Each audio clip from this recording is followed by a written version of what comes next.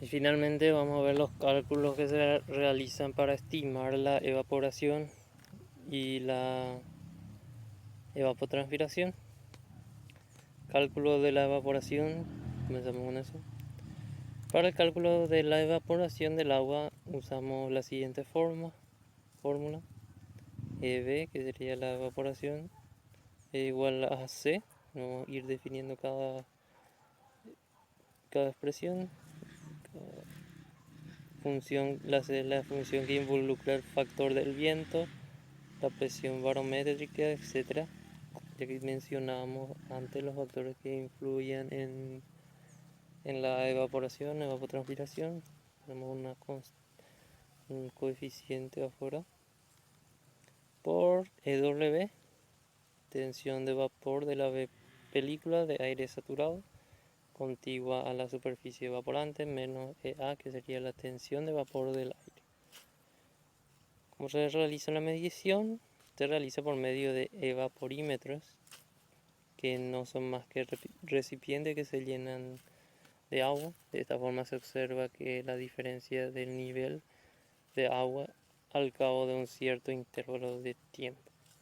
Hay una gran variedad de ellos.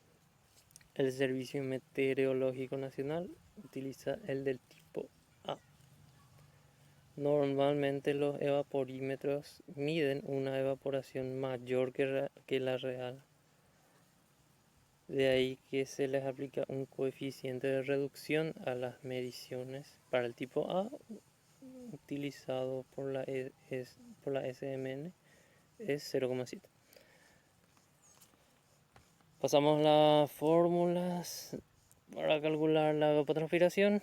Este sí tiene más fórmulas que dependen de los distintos casos también. Vamos a ir explicando algunas porque son varias. Numerosas fórmulas nos permiten evaluar la ETP con una aproximación suficiente para muchos estudios hidrológicos. Normalmente con esta fórmula se calcula la ETP mes a mes para datos medios de una serie de años. Después, con la ETP mensual y las precipitaciones mensuales, se realiza un balance mes a mes del agua en el suelo, con lo que se obtiene la ETR. Entonces yo con los datos de la evapotranspiración potencial y las precipitaciones mensuales, haciendo un balance periódicamente, puedo determinar la ETR. El déficit sería esto. Y los excedentes, agua que no puede ser retenida en el suelo y escapa a las correntías superficiales o subterráneas para cada mes del año. No todo se infiltra. Algunas de estas fórmulas tenemos la de, mi inglés es muy básico, sería la de Thorne-White. Temperatura, medidas necesarias, yo necesito la temperatura, otros datos de la latitud. Por una tabla se obtiene el número teórico de horas del sol. Y bueno, tenemos otras fórmulas más de Jensen, Hayes, Hargreaves, Laney, Cridle, Tour, Penman. Y cada uno necesita ciertos parámetros, conocer ciertos parámetros previos. Voy a ir describiendo cada uno. Te necesita la temperatura, te necesitan las temperaturas, las medias y máximas, mínimas del mes. Luego también necesita la altitud, la radiación solar. Esta fórmula necesita temperatura, radiación solar, eso es la temperatura, horas reales del sol, temperatura, horas reales del sol, velocidad del viento, humedad relativa. Si cada uno necesita parámetros distintos o se aplican para distintos tipos de casos. Observaciones para una estimación de la ETR anual cuando solamente se disponen de datos como la presión y temperatura, se utilizan las fórmulas de Tour, distinta de la citada más arriba, y la de Coutan, obtenidas correlacionando datos numéricos datos de numerosas cuencas de todo el mundo. Las fórmulas de Hargreaves y Thorndike se explican en los apéndices 1 y 2, que si quieren profundizar están en internet. En el apéndice 3, bueno, esto nomás allá. Bueno, vamos a describir las fórmulas. Cálculo de la evapotranspiración potencial diaria con la fórmula de Hargreaves. Vamos a esta fórmula y vamos a describir sus partes, que sería la evapotranspiración potencial en milímetros por día, la temperatura media diaria en grados centígrados, la radiación solar extraterrestre en milímetros por día, temperatura diaria máxima. Y tenemos esta fórmula. Ahora tenemos el cálculo de la evapotranspiración potencial mediante esta fórmula, Thorndike, y vemos acá un poco más larga que la anterior.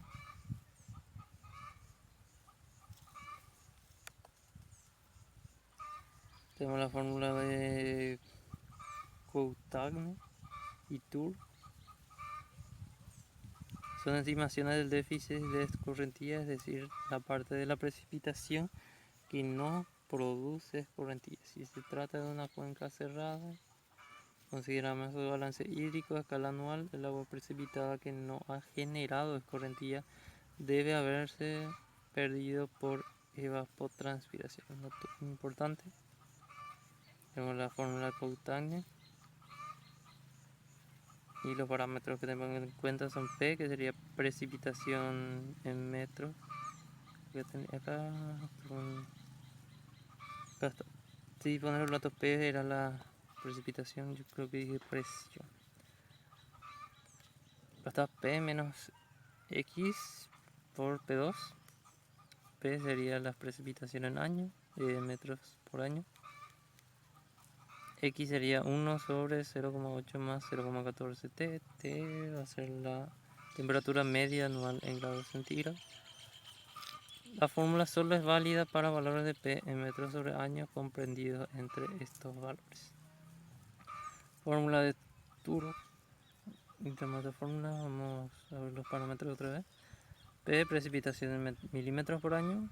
Este era metros por año, tener en cuenta las unidades. L sería esta expresión donde T es la medida anual en grados centígrados. Vamos a ver unas observaciones. Aunque Tour no estableció límites de aplicabilidad para su fórmula, podemos observar que para valores de precipitaciones bajos, la fórmula calcula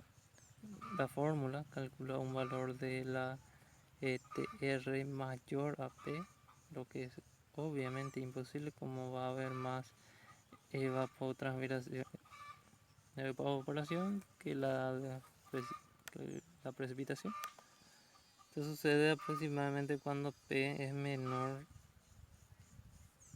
a 20 de temperatura. Bueno, por ejemplo, para T igual a 30 grados centímetros y P igual a 300 milímetros, la fórmula calculada de la ETR es 306.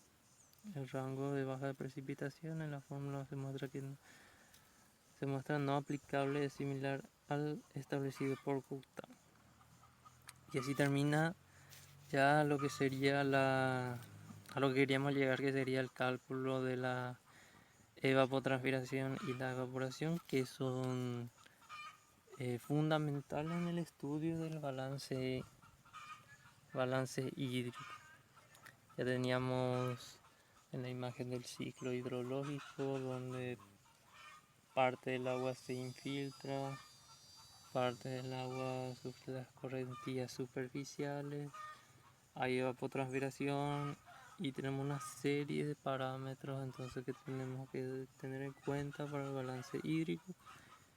Y lo que hicimos fue describir estos dos fenómenos que afectan a...